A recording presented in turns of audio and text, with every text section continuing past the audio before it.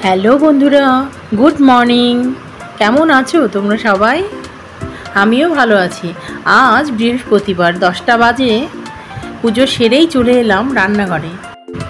আজ রান্না হবে মৌরলা মাছের বাটি চচ্চড়ি, যার জন্য আমি প্রথমে আলু, পেঁয়াজ, রসুন এবং লঙ্কা কুচি কুচি করে কেটে নিয়েছি। এবার দিয়ে দিলাম নুন, হলুদ, যে পরিমাণ তেল প্রয়োজন সেটাও দিয়ে দেব। এবার সমস্ত কিছুকে হাত দিয়ে ভালোভাবে মেখে নিতে হবে।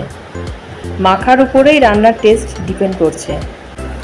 আলুটা মাখা হয়ে গেলে এবার দিয়ে দেব নুন হলুদ দিয়ে মাখিয়ে রাখা মৌরলা মাছ দিয়ে মিশিয়ে নেব। সবজিগুলোকে কড়াইতে গ্যাসের চুলার উপরে বসিয়ে দেব। অল্প একটু জল দিয়ে দেব এবং হাই হিটে 5 মিনিট ঢেকে ভালোভাবে রান্না করব। চচ্চড়ি থেকে অনেকটা জল বেরিয়ে গেছে। এই জলেই মাছ এবং আলুটা সেদ্ধ হয়ে যাবে। জলটা শুকিয়ে গেছে। এবার ঢাকনা দিয়ে লো ফ্লেমে রান্না করব। আমি এখানে পুরো রান্নাটাই ঢেকে ঢেকে করেছি। সবজি থেকে জল শুকিয়ে গেছে। চচ্চড়িটা কমপ্লিট। এবার মাছের ডিমের গ্রেভি বানানোর জন্য কড়াইতে তেল দিয়ে নেব। এরপর আমি কিছু মাছ ভেজে নেব। মাছ ভাজা হয়ে গেলে এবার ডিম নিয়ে নিয়েছি, তাতে দিয়ে দিলাম পেঁয়াজ কুচি, নুন, হলুদ। সমস্ত কিছুকে ডিমের সাথে খুব ভালোভাবে মাখিয়ে নেব। মাখানো হয়ে গেলে কড়াইতে তেল দিয়ে ডিমগুলো একে একে ভেজে নেব। ডিম ভাজার সময় খুব ফুটে ফুটে আসছিল।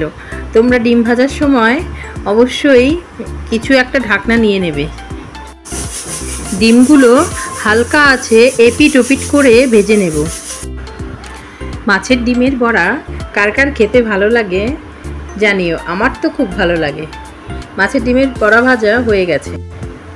গ্রেভি বানানোর জন্য কড়াইতে এখন তেল দিয়ে দেব।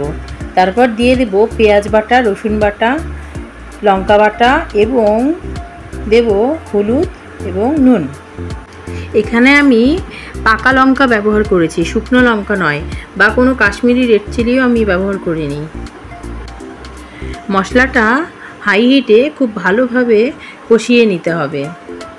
মশলা কষানো হয়ে গেলে ঝোলের জন্য জল দিয়ে দেব। যে যেমন গ্রেভি পছন্দ করো সে তেমন জল দেবে। গ্রেভিটা ভালোভাবে ফুটানো হয়ে গেলে আমি দিয়ে দেব ভেজে রাখা মাছ এবং মাছের ডিমগুলো। মাছের ডিমের গ্রেভি অনেকে অনেকভাবে বানাতে পারে। আমিও অনেকভাবেই পারি, কিন্তু আজকে এভাবে শেয়ার করলাম। আমি একটু আজ গ্রেভিটা বেশিই রাখবো, কারণ আজ আমি খাবারে ডাল করিনি। গ্রেভিটা খেতে খুব ভালো হয়েছিল। তোমরা একবার হলেও ট্রাই করো। কেমন লাগে কমেন্ট করে জানাবে।